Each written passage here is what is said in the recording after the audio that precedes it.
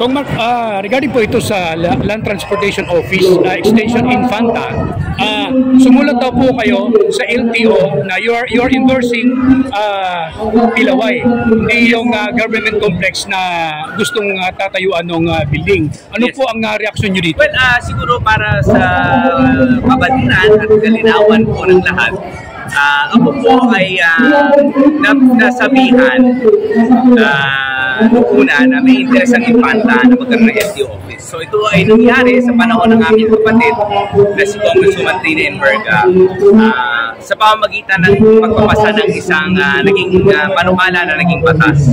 So ngayon, nung ito po ay malapit na may tatayo at may posibilidad na mangyari, ako po ay nilapitan at may mga ilan pong tao na nagsabi sa akin na ang offer po ng local government unit of Infanta na espasyo dun sa kanilang government complex ay hindi na daw po available para sa LTO office.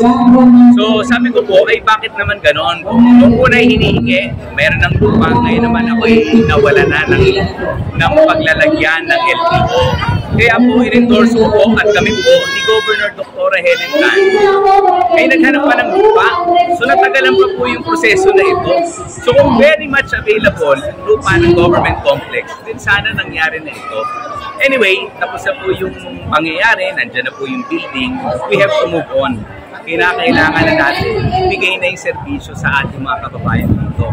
Yun po ang layunin ng batas. Ipatupad na po natin yung batas. So as simple as that. Baka pwedeng move on na tayo, pagbigyan na natin yung taong bayan. Nahihirapan na rin sila. Hindi naman natin mapubuhat yung building, papunta po sa ibang lugar, ay gawin na natin ang nararapat sa Kung isa pa, totoo po ba na kayo tinawagan ni Consial Zinisol noon? Yes, para sabihan na walang available lot? Yes, si dating Consial Zinisol mismo, hindi ako tinawagan, sinabihan ako ng personal nung kami nagkita po dito.